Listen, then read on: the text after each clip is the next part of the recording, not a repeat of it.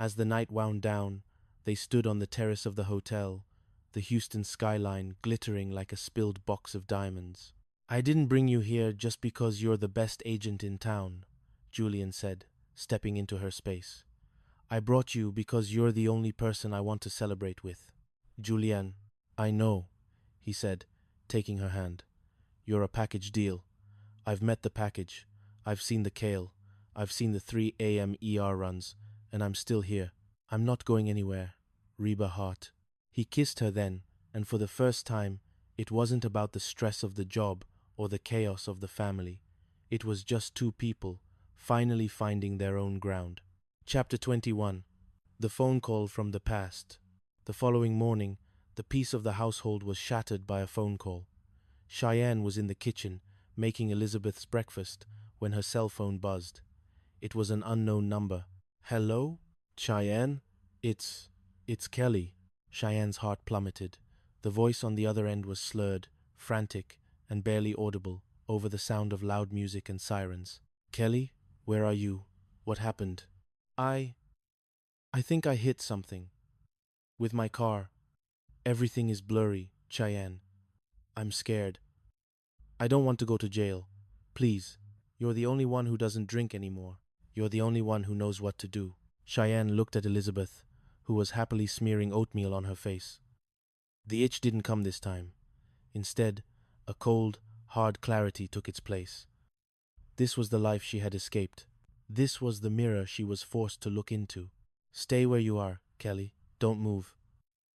She hung up and looked at her mother, who had just walked into the kitchen, still glowing from the night before. "Mom, I need you to watch Elizabeth. I have to go." Reba saw the look in her daughter's eyes. It wasn't the look of someone tempted to join the chaos. It was the look of a first responder. "Go," Reba said, handing her the car keys. "Handle it." Cheyenne found Kelly in a parking lot on the outskirts of town. The car was mangled, and Kelly was slumped against the steering wheel, sobbing. Cheyenne didn't judge. She didn't lecture. She just took the keys, called Gary from her AA group, and spent the next 6 hours navigating the legal and medical nightmare. When she finally got home that evening, she was exhausted. She found Van on the sofa, Elizabeth asleep in his arms. "You okay?" Van whispered. "I'm okay," Cheyenne said, sitting on the floor at his feet. "I realized something today, Van. I'm not the sad girl anymore.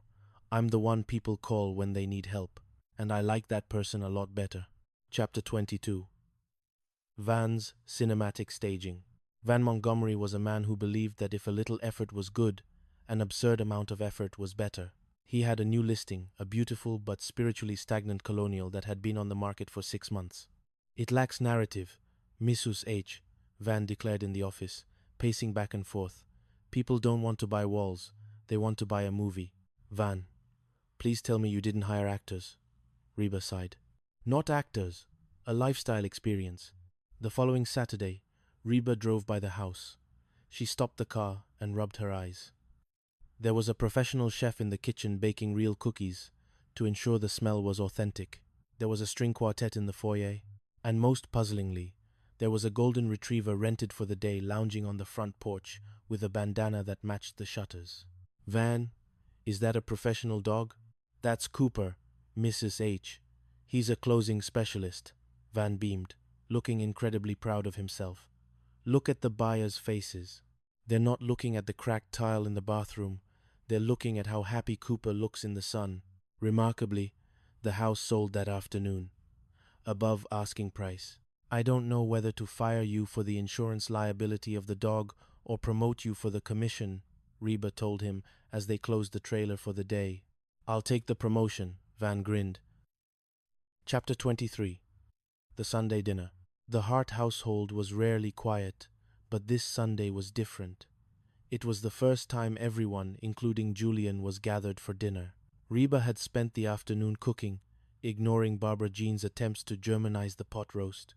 Brock was there, proudly showing off his 1-month sobriety coin from his smoking cessation group. He was eating a steak, as promised, while Barbara Jean watched him like a hawk to ensure he didn't sneak a single puff of the neighbor's grill smoke. Cheyenne and Van were arguing playfully over whose turn it was to change Elizabeth, and Kira was in the corner, recording the whole thing for what she called her sociological study of suburban chaos.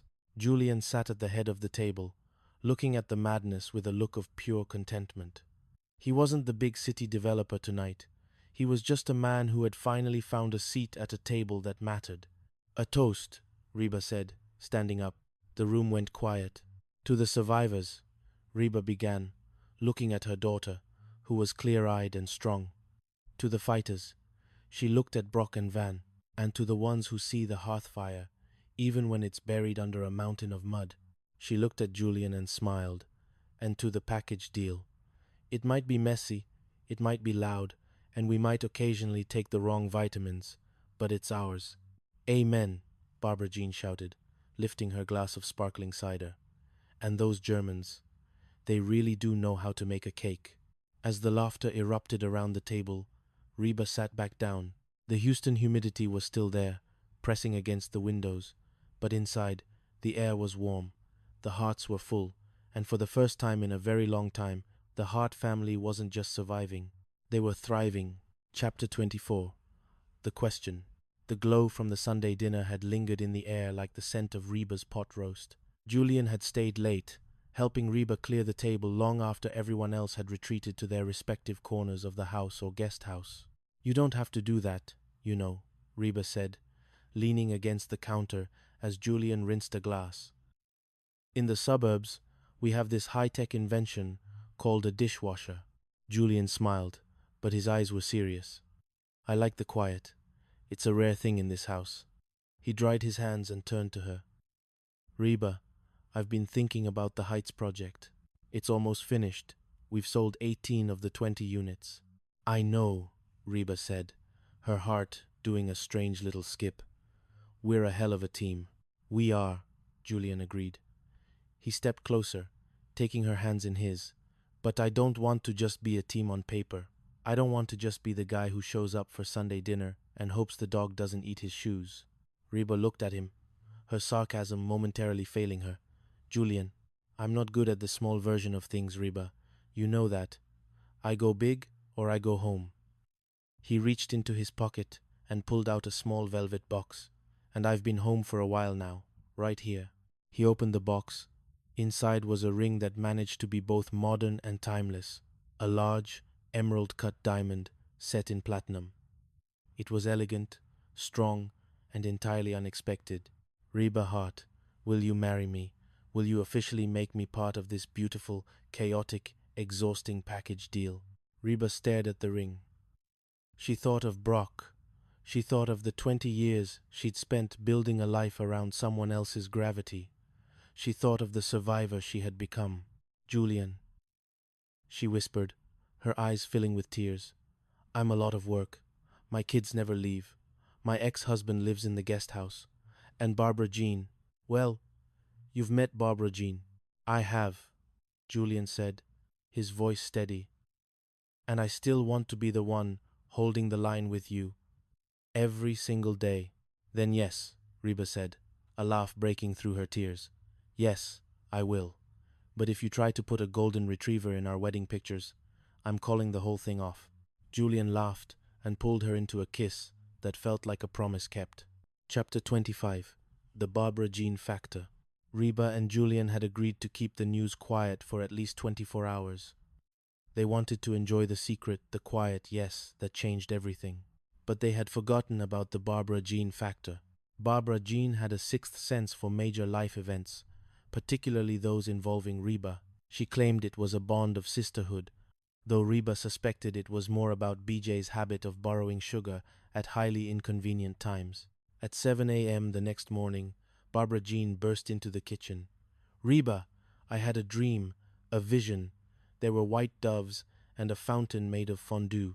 Reba was trying to hide her left hand under her coffee mug. "Don't you suburban cynicism me, Reba Hart," Barbara Jean shouted, her eyes darting around the room. She spotted the small velvet box on the corner of the counter where Julian had accidentally left it. Her scream was high-pitched enough to rattle the windows. "Oh my God! It happened! The emerald cut! The platinum! It's happening!" Barbara Jean, calm down. We haven't even told the kids yet. The kids? Reba, I have a Pinterest board for your wedding that I started when you two first shared a croissant. I have themes. I have caterers. I have a German choir that does a beautiful achy breaky heart in 4-part harmony.